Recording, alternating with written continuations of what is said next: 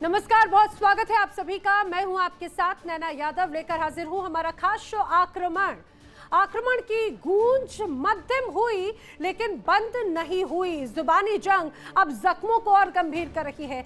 हथियार भले कुछ पलों के लिए खामोश हो, लेकिन सरहदों पर सेनाएं अभी भी हुंकार भर रही है, क्योंकि इस वक्त महाशक्तियों का अहंकार पूरी दुनिया की शांति पर भारी पड़ रहा है। आपको दिखाएंगे वो तस्वीरें जो बताने के लिए काफी हैं दुनिया कैसे तीसरे विश्व युद्ध के मुहाने पर है और विनाश की दिशा में किस तरह से आतुर है। जो तस्वीरें सामने आई हैं आपके सामने, ये 3 तस्वीरें, क्या मिट जाएगा इजराइल? दुनिया के सबसे ताकतवर मुल्क के होने वाले राष्ट्रपति डोनाल्ड ट्रंप की इस बयान ने पूरे ये कहा जाए दुनिया को हैरत में डाल दिया। बेंजामिन नेतन्याहू की नींद उड़ा दी। ट्रंप का ये कबूलनामा कि अगर मैं ना होता तो इजराइल का नामो निशान मिट जाता। दरअसल इजराइल की तारीफ नहीं, ईरान की उस महाविनाशक ताकत का ढिंढोरा है जिसे सुपर पावर अमेरिका भी मान चुका है। ईरानी मिसाइलों की वो गड़गड़ाहट जिसने अमेरिकी सैन्य ठिकानों को धुआं कर दिया, उसका खौफ आज भी वॉशिंगटन के जहन में ताजा है। ट्रंप सीधे नेतन्याहू को वार्निंग दे रहे हैं कि खबरदार, अब ईरान से उलझने की जरूरत मत करना, वरना सफे हस्ती से मिट जाओगे, क्योंकि आज का ईरान पहले से कहीं ज्यादा महाबलवान है। अब रुक कर लीजिए दूसरी तस्वीर का जो हम आपको दिखा रहे हैं। नेतन्याहू का मिशन खाक। हमास, हिजबुल्लाह और हुथियों को मिट्टी में मिलाने का दम भरने वाले नेतन्याहू खुद बेबस है, मजबूर नजर आते हैं। दावा था कि प्रॉक्सीज का खात्मा होगा, दावा था कि ईरान में सत्ता बदल जाएगी, लेकिन हुआ क्या? ना प्रॉक्सीज खत्म हुई, ना मिसाइलें रुकी। ईरान मिडिल ईस्ट का नया महाबली बन चुका है और खुद नेतन्याहू वो आज अपने ही घर में घिर गए हैं। इजराइल की जनता सड़कों पर, कुर्सी जाने का डर अलग। तीसरी तस्वीर, मॉस्को में बारूदी बवंडर। मिडिल ईस्ट से लेकर यूरोप तक तबाही का यही पैटर्न है। यूक्रेन अब सीधे रूस की छाती पर प्रहार कर रहा है। ड्रोन के जरिए मॉस्को को दहलाने की कोशिश की जा रही है। पुतिन के घर में घुसकर डराने का दांव खेला जा रहा है। उधर पुतिन का गुस्सा भी 7वें आसमान पर है। पुतिन की हाइपरसोनिक मिसाइलें सिर्फ यूक्रेन को मलबे में तब्दील नहीं कर रही, बल्कि उनकी मारक क्षमता ने पूरे नाटो खेमे में खलबली मचा दी। पोलैंड से लेकर वॉशिंगटन तक सन्नाटा है और यही तस्वीरें आक्रमण की तीव्रता को दर्शाती है। सरहदें अलग, मोर्चे अलग, तबाही की जिद एक, कहीं कुर्सी बचाने की मजबूरी तो कहीं महाशक्ति का खोया हुआ गुरूर। इन तस्वीरों की इनसाइड ट्रैक से उठेगा हर राज जिसने दुनिया को विनाश के चक्रव्यूह में धकेल कर रख दिया है। ये करते हैं आक्रमण की शुरुआत, बताते ही इस समय की बड़ी वॉर ब्रेकिंग डील में मचे गदर को लेकर इस समय की बड़ी खबर। ईरान डील पर डोनाल्ड ट्रंप की टीम में टूट के आसार हैं। ट्रंप के ईरान डील पर अमेरिका में ही अब दो फाड़ नजर आती है। सीआईए के जासूसों ने अमेरिका की नींद उड़ाकर रख दी है। डील के बाद ईरान की मंशा पर यकीन नहीं, ये क्लियर कट कहा जा रहा है। डोनाल्ड ट्रंप ने ईरान को जरूरत से ज्यादा ढील दे दी, अमेरिका को फिर धोखा मिलने वाला है, ये कहना है सीआईए के डायरेक्टर जॉन रेडक्लिफ का। ये उनकी तरफ से सवाल उठाए गए। देखिए, जिस तरह से पूरी डील हुई, उस डील के अस्तित्व पर, उस डील की नीयत पर और भरोसे पर बड़ा सवाल है। सीआईए के जासूसों ने अमेरिका के इस पूरे दावे को लेकर चिंता बढ़ा दी। डील के बाद भी ईरान पर यकीन नहीं किया जा सकता। सीआईए के अधिकारी कह रहे हैं ईरान की मंशा पर यकीन नहीं है। ट्रंप ने ईरान को ज्यादा अगर डील दी तो उसका खामियाजा कहीं ना कहीं अमेरिका को ही भुगतना पड़ सकता है, ये सीआईए के बड़े अधिकारी दावा कर रहे हैं। समझिए, शांति की वार्ता की बात तो जरूर की जा रही है, लेकिन भरोसा नहीं है। इस पूरी जंग को लेकर कई सवाल खड़े। सवाल उठता है कि ट्रंप को इस जंग से आखिर हासिल क्या हुआ, क्योंकि ये यक्ष प्रश्न अब अमेरिका और दुनिया लगातार पूछ रही है, अमेरिका से, ट्रंप से। आपको बता दें कि जंग से ट्रंप को क्या मिला है। दरअसल दावा यह किया जा रहा है इस पूरी जंग से ट्रंप को चवन्नी तक नहीं मिली, बल्कि साख अलग खोदी। ट्रंप को जंग से कुछ हासिल नहीं हुआ। अब समझिए, ईरान में सत्ता परिवर्तन का बड़ा दावा किया गया। जब जंग का आगाज हुआ क्या ये सपना अधूरा रह गया?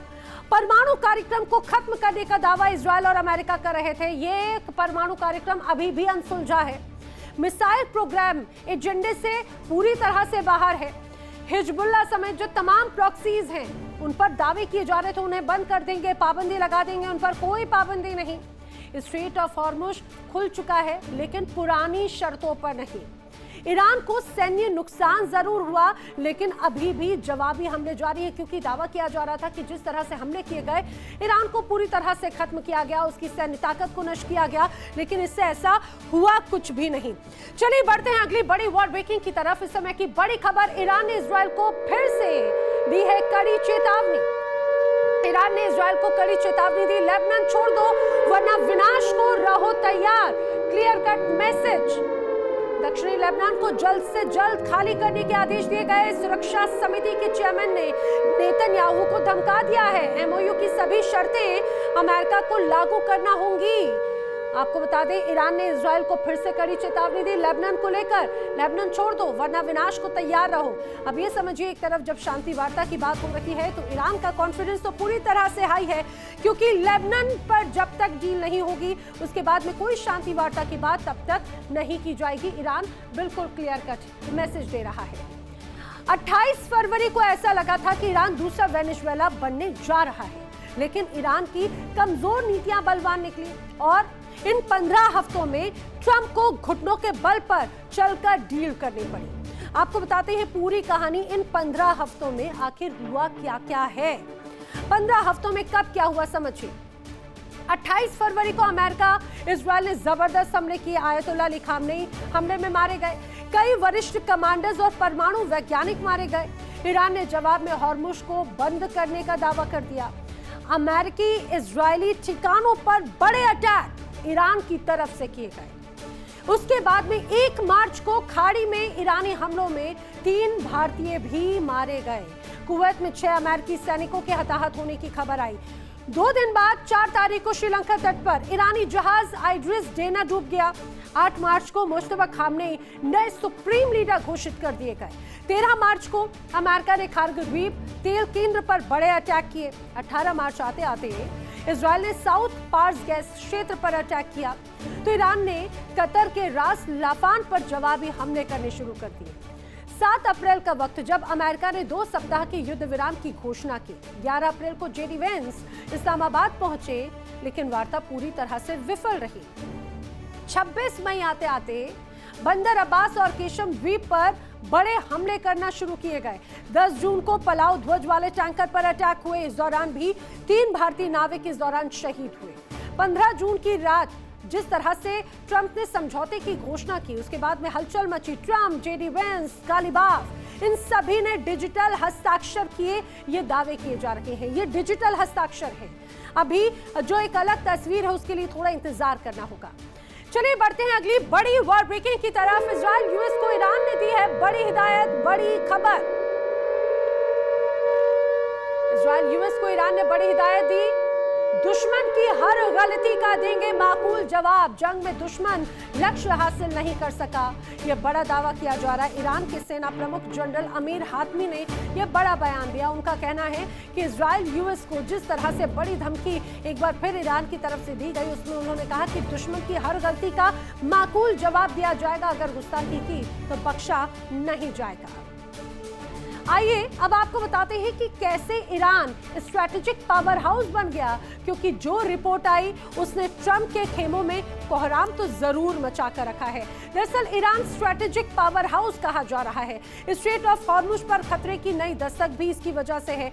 खुफिया एजेंसीज की बड़ी चेतावनी है। जंग के बाद में पावर बैलेंस बदल गया है। जंग के बाद और भी ज्यादा ताकतवर ईरान हो चुका है। ईरान की स्ट्रैटेजिक डिफरेंस और भी ज्यादा बड़ी है। स्ट्रेट ऑफ हॉर्मुज को बंद करने की क्षमता भी बढ़ा दी गई है और वैश्विक अर्थव्यवस्था पर भी बड़ा खतरा है। 2 समंदर के रास्तों पर संकट है। स्ट्रेट ऑफ हॉर्मुज दुनिया की लाइफलाइन पर बड़ा खतरा है। वहीं बाब अल मंडेब भी नया टेंशन जोन बनता हुआ नजर आता है। दुनिया के सबसे ताकतवर मुल्क का सबसे ताकतवर और मगरूर राष्ट्रपति जब एक ऐसे देश के सामने सरेंडर जैसे बयान देने लगे जिसे वो कल तक नक्शे से मिटाने की धमकी देता था, तो समझ जाइए कि पर्दे के पीछे कुछ बहुत बड़ा हुआ है। डोनाल्ड ट्रंप, जिनका गुरु, जिनकी धमक, जिनका रसूख पूरी दुनिया मानती थी, आज उसी ट्रंप के एक बयान ने वॉशिंगटन से लेकर तेल अवीव तक हड़कंप मचा दिया। ट्रंप ने कहा अगर मैं ना होता तो इजराइल का भूगोल बदल गया होता। और इस एक लाइन के पीछे कितना बड़ा डर छिपा है। क्या ट्रंप ने मान लिया कि ईरान अजेय है? क्या अमेरिकी राष्ट्रपति आज भी उन ईरानी मिसाइलों की गड़गड़ाहट को भूल नहीं पाए हैं जिसने अमेरिकी सैन्य ठिकानों को धुआं धुआं कर दिया?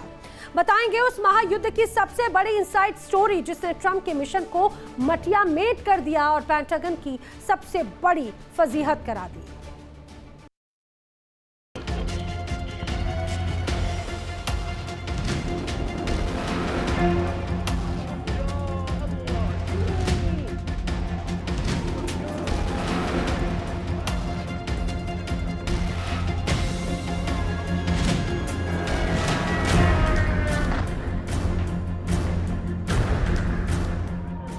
दुनिया के आसमान पर बारूद की गंध अभी कम भी नहीं हुई थी कि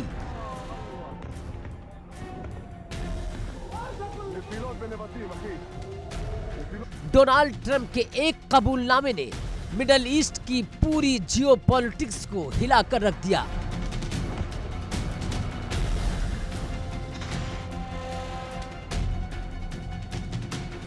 ट्रंप का यह कहना कि मैं ना होता तो इजराइल का भूगोल बदल जाता।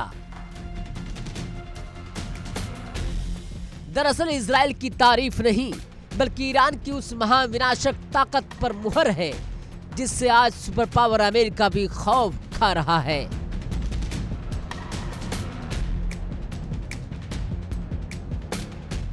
यानी व्हाइट हाउस की सत्ता पर बैठे ट्रंप इस सच को स्वीकार कर चुके हैं कि ईरान अब वो देश नहीं है जिसे पाबंदियों से डराया जा सके।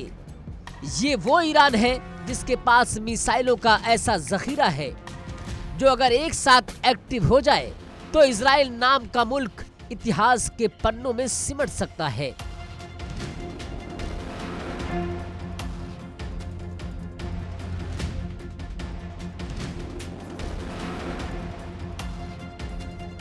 लेकिन सवाल यह है कि जो ट्रंप कल तक ईरान को तबाह करने की भाषा बोलते थे, आज वो नेतन्याहू को क्यों डरा रहे हैं? क्या नेतन्याहू को ये एहसास कराया जा रहा है कि अमेरिका हर बार इजराइल का कवच नहीं बन पाएगा?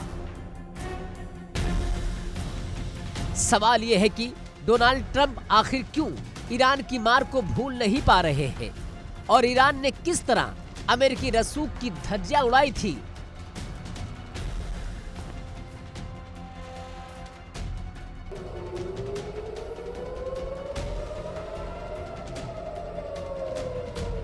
तो पॉइंट नंबर 1 है एन अल असद एयरबेस पर हमला। याद करिए जनवरी 2020 जब ईरान ने जनरल कासिम सुलेमानी की मौत का बदला लेने के लिए इराक में मौजूद अमेरिकी एन असद बेस पर एक के बाद एक दर्जन से ज्यादा बैलिस्टिक मिसाइलें दागी थी। अमेरिकी सेना देखती रह गई और उनका अभेद्य कहा जाने वाला एयरबेस मलबे में तब्दील हो गया। ट्रंप के डर का दूसरा पॉइंट है अरब मुल्कों में बढ़ता खौफ। ईरान ने सिर्फ अमेरिका को नहीं धोया बल्कि सऊदी अरब और यूएई जैसे अमेरिकी दोस्तों के तेल ठिकानों को अपने ड्रोन और प्रॉक्सीज के जरिए दहला कर रख दिया।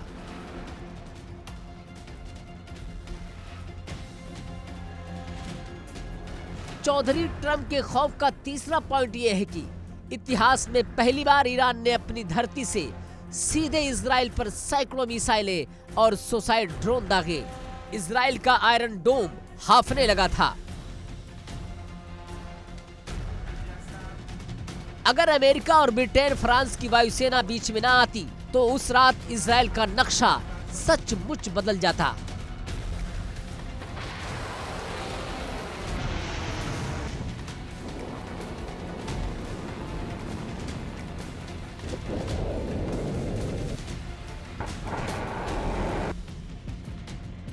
डोनाल्ड ट्रंप के पहले कार्यकाल से लेकर अब तक उनके गुरूर को सबसे गहरी चोट अगर किसी ने पहुंचाई है तो वो है ईरान। अमेरिकी इतिहास में वियतनाम युद्ध के बाद इतनी बड़ी फजीयत कभी नहीं हुई थी जब किसी देश ने सीधे अमेरिकी फौजियों पर मिसाइलें दागी और अमेरिका देखता रह गया। पेंटागन ने पहले छुपाया लेकिन बाद में मानना पड़ा कि ईरान की मिसाइल हमलों में दर्जनों अमेरिकी सैनिक घायल हुए और कुछ मारे गए। ट्रंप ने तब बात को घुमाने की कोशिश की थी, लेकिन सच यही था कि वो ईरान के पलटवार से डर गए थे। उन्हें पता था कि अगर अमेरिका ने दूसरा कदम उठाया तो पूरा मिडिल ईस्ट अमेरिकी फौजियों की कब्रगाह बन जाएगा। ईरान का यही वो खौफ है जो आज डोनाल्ड ट्रंप की जुबान से सच बनकर बाहर आ रहा है। लेकिन यहाँ एक बड़ा यक्ष प्रश्न खड़ा होता है, ट्रंप अपने सबसे पक्के दोस्त इजराइल और उसके नेता नेतन्याहू को आखिर डरा क्यों रहे हैं? क्या ट्रंप का अमेरिका फर्स्ट मिशन अब इजराइल के आक्रामक रवैये के आड़े आ रहा है? दरअसल नेतन्याहू चाहते हैं कि अमेरिका सीधे ईरान से भिड़ जाए ताकि इजराइल का रास्ता फिर से साफ हो सके। लेकिन ट्रंप कारोबारी दिमाग के आदमी हैं। वो जानते हैं कि ईरान से फिर सीधी जंग का मतलब है अमेरिकी अर्थव्यवस्था का सुसाइड। इसलिए ट्रंप नेतन्याहू को बार बार ये जता रहे हैं कि तुम्हारी औकात अमेरिका के बिना कुछ भी नहीं। ट्रंप इजराइल को ये अल्टीमेटम दे रहे हैं कि अपनी जंग खुद जीतो, अमेरिका तुम्हारे अहंकार की खातिर तीसरे विश्व युद्ध के कुएं में नहीं कूदेगा। यानी आज का ईरान वो नहीं है जो 1980 के दशक में था। आज ईरान के पास पहाड़ों को काटकर बनाए गए अंडरग्राउंड मिसाइल शहर है। उसके पास रूस और चीन का बैकअप है। ट्रंप इस बात को बहुत अच्छे से भांप चुके हैं कि अगर ईरान के परमाणु ठिकानों पर हमला हुआ तो ईरान होर्मुज को फिर से बंद कर देगा, जिससे पूरी दुनिया में तेल की सप्लाई रुक जाएगी, हाहाकार मच जाएगा। ईरान न सिर्फ इजराइल की धज्जियां उड़ाई बल्कि वाशिंगटन के उस घमंड को भी मटियामेट कर दिया जो खुद को दुनिया का दारोगा समझता था। तो लब्बो-लुआब ये है कि डोनाल्ड ट्रंप का बयान इजराइल पर कोई उपकार नहीं बल्कि अपनी पीठ थपथपाने और ईरान की बढ़ती ताकत को अनजाने में स्वीकार करने जैसा है। ट्रंप का गुरूर टूट चुका है। अमेरिकी इतिहास की वो फजीहत आज भी उनके जहन में ताजा है। अब देखना ये होगा कि क्या नेतन्याहू ट्रंप के इस डर को समझेंगे या फिर मिडिल ईस्ट की ये चिंगारी पूरी दुनिया को निगल जाएगी।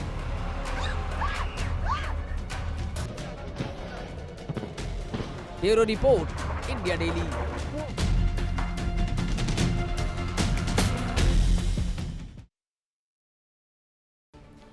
और चलिए बढ़ते हैं आगे, बात करते हैं अगली बड़ी वॉर ब्रेकिंग की समय की बड़ी खबर यूएस ईरान डील से जुड़ी हुई। यूएस ईरान डील पर इजराइल के वित्त मंत्री का बड़ा बयान है। इजराइल के वित्त मंत्री बेजलेल स्मोट्रिच का बयान है। अमेरिका और इजराइल के बीच में मतभेद है। स्मोट्रिच ने कहा उन्हें यूएस के फायदे देखने हैं और हमने ईरान की इकोनॉमी, परमाणु प्रोग्राम को पूरी तरह से कमजोर कर दिया है। ये बड़ा दावा किया जा रहा है इजराइल के वित्त मंत्री की तरफ से। वो दावा कर रहे हैं कि यूएस के फायदे देखने हैं, इजराइल के हमें फायदे देखने हैं और हमने ईरान की इकोनॉमी को ध्वस्त कर दिया, परमाणु प्रोग्राम को पूरी तरह से कमजोर कर दिया। लेकिन हकीकत क्या, ये दुनिया के सामने। एक और बड़ी खबर आपको बता दें, इस समय की बड़ी वॉर ब्रेकिंग इस डील पर अमेरिकी उपराष्ट्रपति जेडी वेंस का बड़ा बयान। ईरान को सीधे वार्निंग दी है। डील पर जेडी वेंस ने ईरान को फिर से वार्निंग देते हुए स्पष्ट कहा ईरान को यूएस से $1 भी मिलने वाला नहीं है। फायदा पाने के लिए ईरान को हमारी शर्तें माननी होंगी। जेडी वेंस ने कहा ईरान ने अगर शर्तें मानी तो दूसरे देश ईरान में निवेश कर पाएंगे, लेकिन अगर ईरान ने अमेरिका की शर्तें नहीं मानी तो होगा विध्वंस, फिर होगी तबाही और फिर होंगे बड़े हमले, ऐसे हमले जिसके लिए ईरान तैयार भी नहीं हो। जेडी वेंस ने बड़ी धमकी एक बार फिर की। आइए अब बात कर लेते हैं इस समय की अगली बड़ी वॉर ब्रेकिंग की बड़ी खबर स्ट्रेट ऑफ हॉर्मुज से जुड़ी हुई। हॉर्मुज को लेकर अमेरिका की चिंता, बड़ी खबर पश्चिमी मीडिया के हवाले से अमेरिकी खुफिया एजेंसी ने बड़ी आशंका जताई है और ये कहा है जब चाहे स्ट्रेट ऑफ हॉर्मुज को बंद कर सकता है ईरान। ईरान को दुनिया पर दबाव बनाने के लिए हथियार मिला। बड़ा दावा एक तरह से किया जा रहा है स्ट्रेट ऑफ हॉर्मुज को लेकर। पश्चिमी मीडिया ये दावा करता है कि अमेरिकी खुफिया एजेंसीज आशंका जता रहे हैं कि ईरान पर भरोसा नहीं कर सकते। ईरान जब चाहे, जब उसकी मर्जी होगी, स्ट्रेट ऑफ हॉर्मुज को फिर से बंद कर सकता है। ईरान को दुनिया पर दबाव बनाने के लिए स्ट्रेट ऑफ हॉर्मुज हथियार के तौर पर मिल चुका है।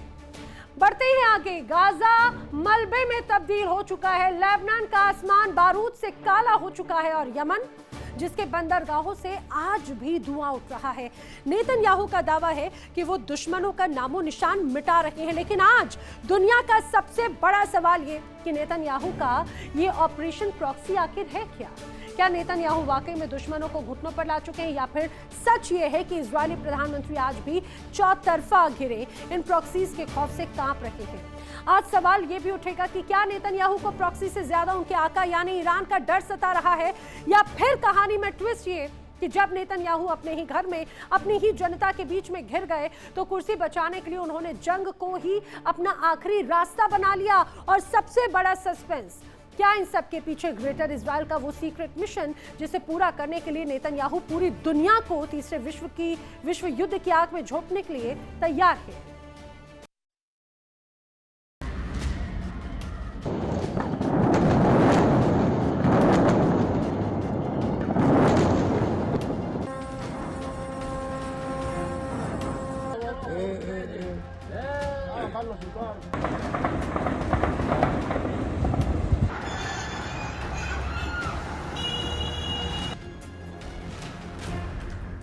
हमास का गाजा, हिजबुल्लाह का लेबनान और हूतियों का यमन। इजराइल डिफेंस फोर्सेस यानी कि आईडीएफ ने मिडल ईस्ट में बारूद का ऐसा त्रिशूल एक्टिव किया है जिसने पूरे खित्ते को दहला कर रख दिया।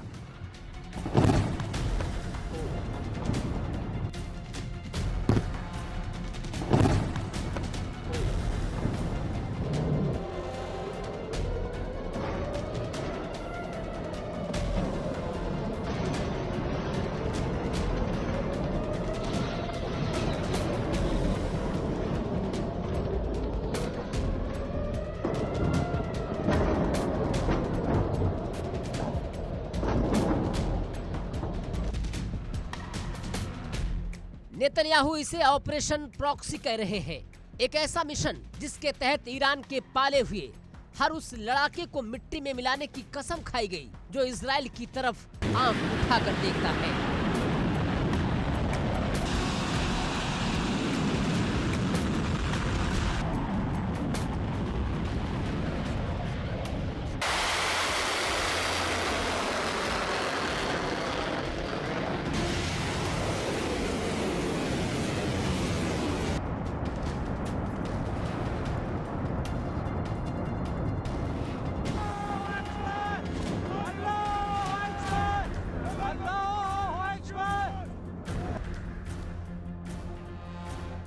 गाजा में शिनवार के खात्मे के बाद भी हमास की गुरिल्ला जंग जारी है। लेबनान में नसरुल्लाह की मौत के बाद भी हिजबुल्लाह के रॉकेट तेल अवीव की छाती पर आकर फट रहे हैं, और उधर यमन से हूती लड़ाके समंदर के रास्ते इजराइल की आर्थिक कमर तोड़ने पर आमादा है।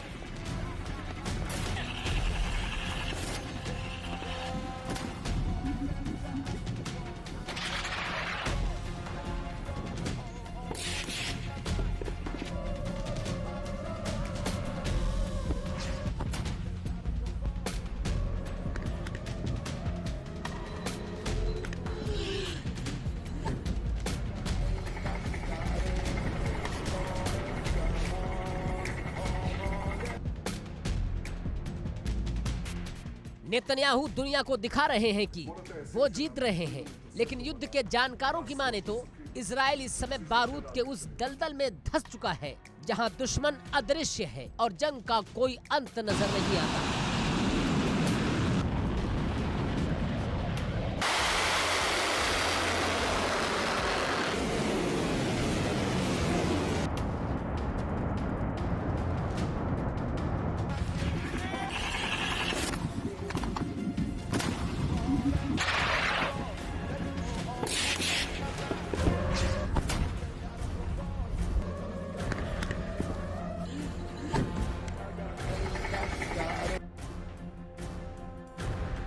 इतिहास गवाह है कि जंग सिर्फ मोर्चों पर नहीं, दिमाग से भी लड़ी जाती है। इस वक्त नेतन्याहू के इस महायुद्ध के पीछे 4 ऐसी थ्योरी है जिन्हें समझे बिना आप मिडल ईस्ट के इस तमाशे को नहीं समझ सकते।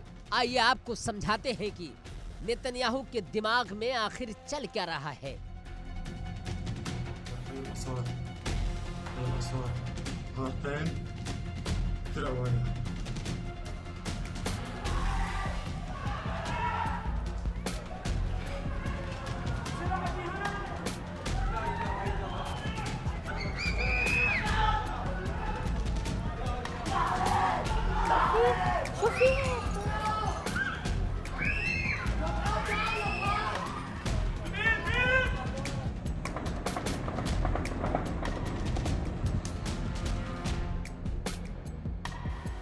तो पहली थ्योरी ये है कि प्रॉक्सी का खौफ मतलब क्या? नेतन्याहू जानते हैं कि हमास हिजबुल्लाह को पूरी तरह खत्म करना नामुमकिन है, इसलिए वो डर के मारे बार बार उन पर बम बरसा रहे हैं।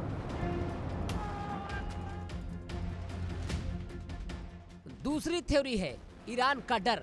क्या असली खौफ ईरान की उस बैलिस्टिक मिसाइलों का है जो किसी भी रात तेल अवीव को शमशान बना सकती है?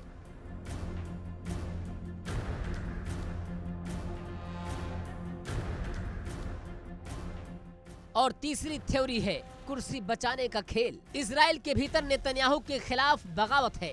बंधकों के परिवार सड़कों पर है। क्या घर में घिरने के बाद अपनी जेल यात्रा टालने के लिए नेतन्याहू जंग को खींच रहे हैं?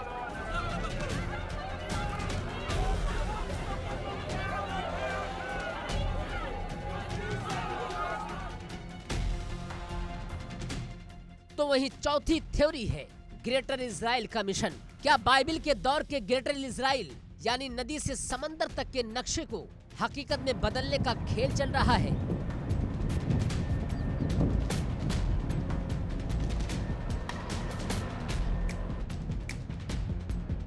तस्वीर का एक रुख वो भी है जो मोर्चे पर दिखता है और दूसरा रुख वो है जो इजराइल की सड़कों पर जल रहा है।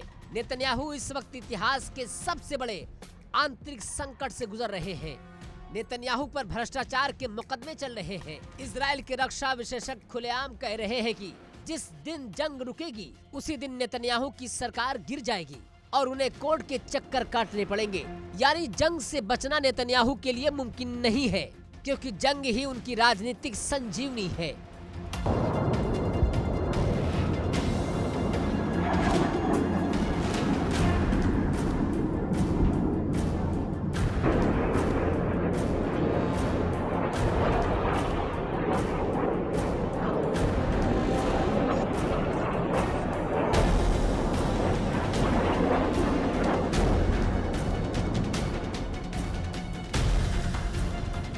लेकिन इस जंग के पीछे एक और गहरा, खतरनाक और एजेंडा आधारित सच छिपा है। नाम है ग्रेटर इजराइल। नेतन्याहू की सरकार में शामिल कट्टरपंथी दक्षिणपंथी नेता खुलेआम कह रहे हैं कि गाजा और वेस्ट बैंक पर हमेशा के लिए इजराइल का कब्जा होना ही चाहिए। आरोप लग रहे हैं कि हमास और हिजबुल्लाह को मिटाने के बहाने असल में जमीन कब्जाने का वो खेल चल रहा है जिसका सपना इजराइल के कट्टरपंथियों ने दशकों से देखा था। क्या नेतन्याहू इतिहास में अपना नाम उस मसीहा के रूप में दर्ज कराना चाहते हैं जिसने इजराइल की सरहदों को फैला दिया?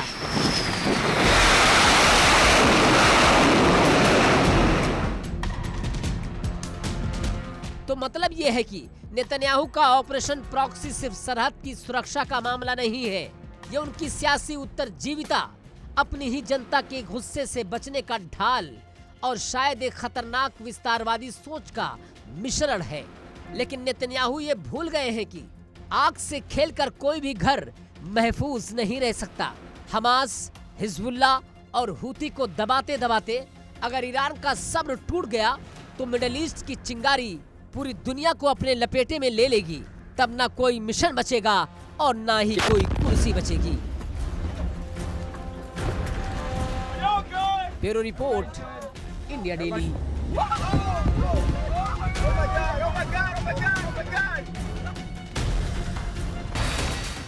अब ईरान की शर्तों पर फाइनल साइन होने बाकी हैं, ये दावे किए जा रहे हैं। लेकिन ट्रंप का एक फैसला जिसकी वजह से कहीं ना कहीं इजराइल की चिंता है। ट्रंप के एक फैसले से नेतन्याहू को ये कहा जाए तगड़ा झटका लग गया है। डील से नेतन्याहू नाराज हैं। आखिर क्यों झटका लगा, आइए आपको एक एक करके हर पहलू बताते हैं।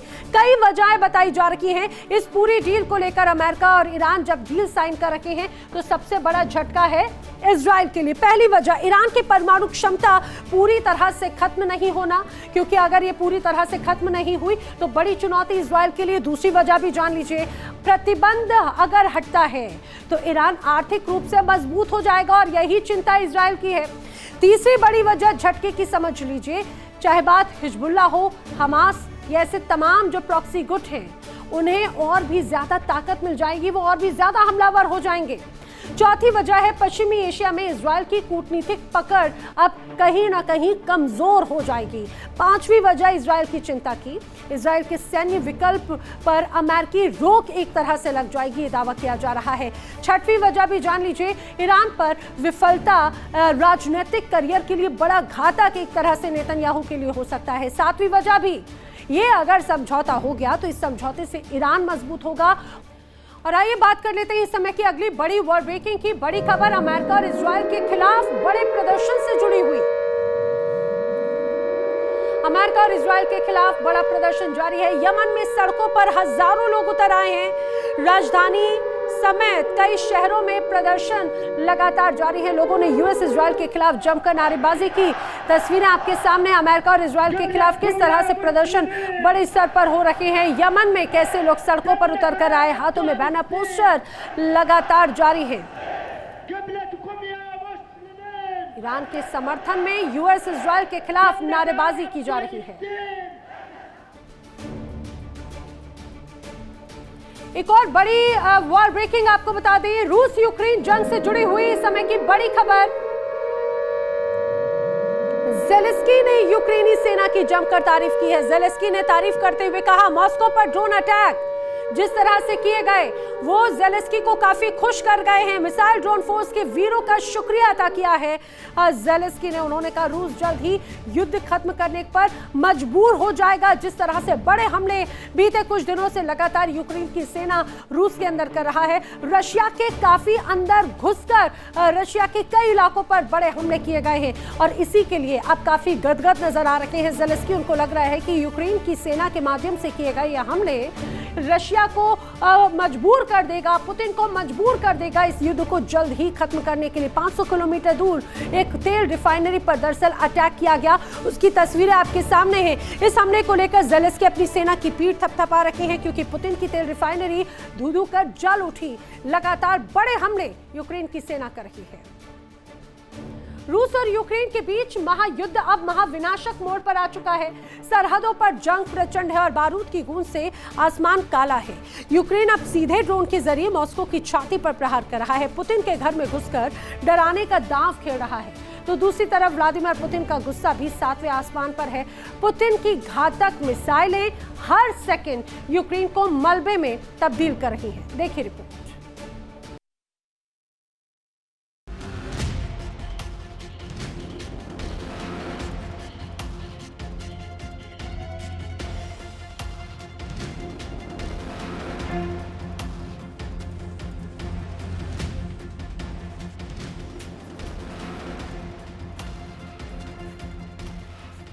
रात का सन्नाटा, आसमान काला और अचानक एक ऐसा धमाका कि धरती कांप उठी। रूस ने यूक्रेन को फिर दहला दिया। क्रीवी रीह में हुआ विनाशक अटैक इतना भयानक, इतना तीखा कि रात के अंधेरे में बस आग की लपटें ही नजर आ रही थी। धुएं का गुबार, चिंगारियों की बौछार और लगातार उठती चीखें, शहर का हर कोना युद्ध की दहशत में डूबा हुआ। ये हमला सिर्फ एक वार नहीं था, बल्कि ये था रूसी हथियारों का रात में जलता हुआ घोषणा पत्र।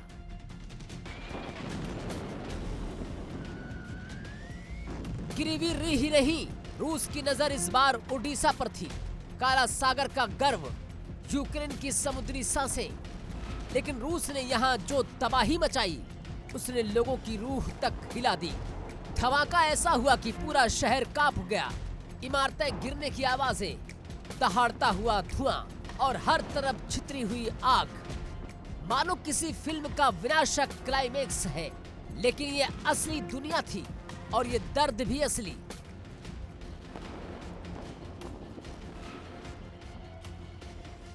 ओडिशा की सड़कों पर पड़े मलबे बता रहे हैं कि रूस हर वार के साथ यूक्रेन को घुटने पर लाने की कोशिश कर रहा है।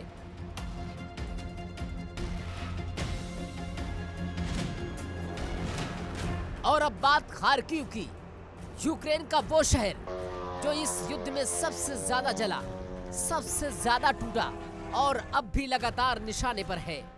रूस ने यहाँ मिसाइल दागी, वो मिसाइल जिसे हवा में तैरता देख यूक्रेन का दिल बैठ जाता है। धमाका इतना विशाल, इतना तेज कि कई किलोमीटर तक जमीन थरथराती रही।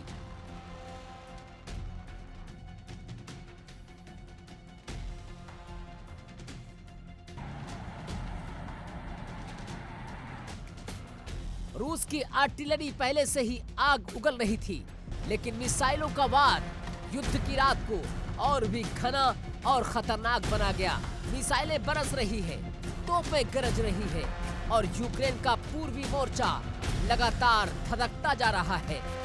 लेकिन रूस सिर्फ हमला नहीं कर रहा, ये लड़ाई है जमीन की, कब्जे की और शतरंज की हर चाल पुतिन की योजना का हिस्सा है।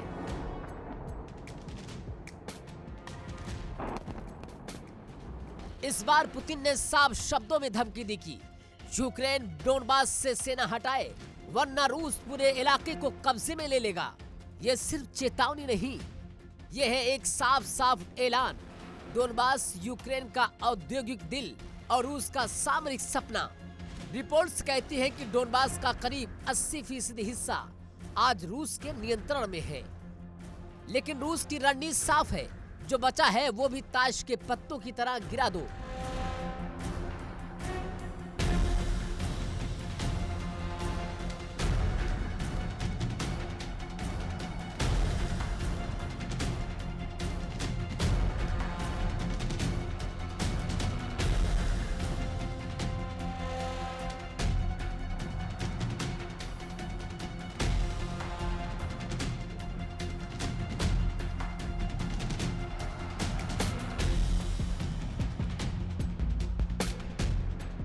लेकिन सिर्फ रूस ही वार नहीं कर रहा, यूक्रेन भी अपने जवाबी हमलों से पीछे नहीं हट रहा।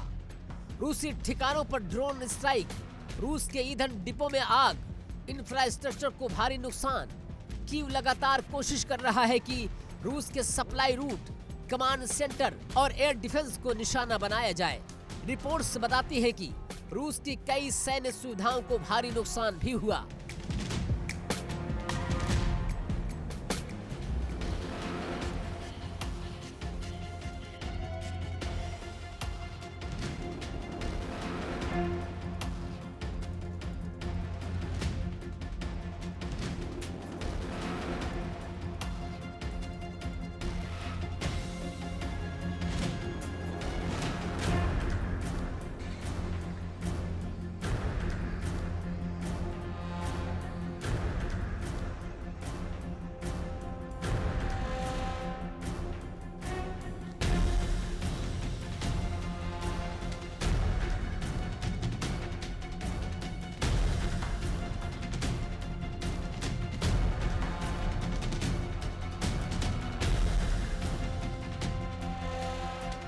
लेकिन यूक्रेन के सामने एक ऐसी समस्या खड़ी है जो हर दिन और बड़ी होती जा रही है। यूक्रेन के सैनिक मोर्चे पर है, हौसला है, जुनून है, लेकिन हथियार वो कम पड़ने लगे हैं। गोला बारूद हर दिन टनों में खर्च हो रहा है। ड्रोन, मिसाइलें, तोप, गोले, सब कुछ युद्ध की भूख में घुलता जा रहा है।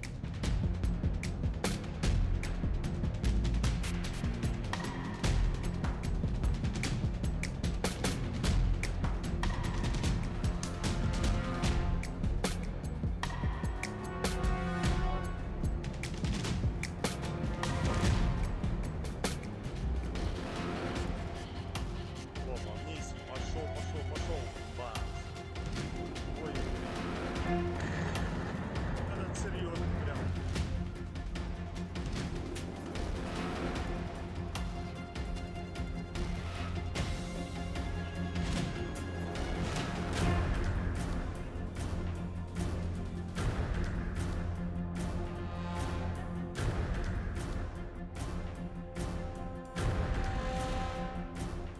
सहयोगी देश हथियार तो दे रहे हैं, लेकिन सवालों की कतार लंबी है। कब तक, कितना, किस शर्त पर, और क्या इतनी सप्लाई रूस की असीमित क्षमताओं के सामने टिक पाएगी? हथियारों की कमी ने यूक्रेन की रणनीति को सीधे प्रभावित करना शुरू कर दिया। बड़ा अटैक, बड़ी जवाबी कार्रवाई अब सिर्फ योजना में है, अंजाम तक पहुंचना मुश्किल और मुद्दा सिर्फ हथियारों का नहीं है। यूक्रेन के सामने अब सैनिकों की कमी का भी संकट खड़ा है। लंबी लड़ाई, भारी थकान, लगातार मोर्चे बदलना, फौज की संख्या तेजी से गिर रही है। क्रीवी रीह की राख, ओडिशा का धुआं, खार्किव की टूटी सड़कें, डोरबास की कब्जाई हुई जमीन और कीव की उथल फुथल भरी राजनीति सब मिलकर एक ही सच बयान कर रहे हैं। और आक्रमण में आज के लिए फिलहाल इतना ही, लेकिन देश दुनिया की तमाम खबरें इंडिया डेली 24/7 पर आगे भी जारी है। देखिए इंडिया डेली 24/7 अब आपकी स्मार्ट टीवी पर। इंडिया डेली मौजूद है सभी डिजिटल प्लेटफॉर्म पर लाइव और लगातार। इंडिया डेली 24/7 हर दिन राष्ट्र को समर्पित।